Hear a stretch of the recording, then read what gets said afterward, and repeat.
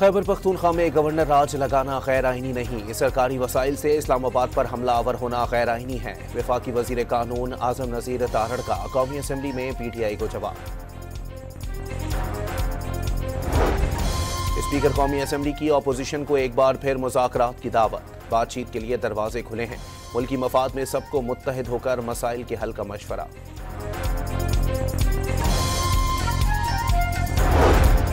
Governor राज की बातें की जा रही हैं, चीजें इस तरह आगे बढ़ेंगी तो नतीजा अच्छा नहीं निकलेगा। कौमी असम्बली से असद कैसर का खिताब।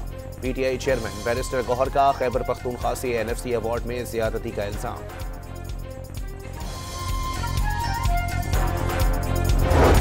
कराची में खुले मैन होल ने एक और जिंदगी निकल ली। गुज़िश्ता रात नीपा चौरंगी पर डिपार्टमेंटल स्टोर पर शॉपिंग के लिए आया नन्ना इब्राहिम वालिद का हाथ छुड़ाकर भागा तो खुले मैन होल में गिर गया था।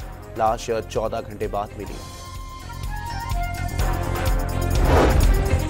और FBR ने साबिक कबायली इलाकों के सनती यूनिट्स के लिए रियायती दरामदात की महफूज नकलो हमल के लिए ऑर्डर्स जारी कर दिया।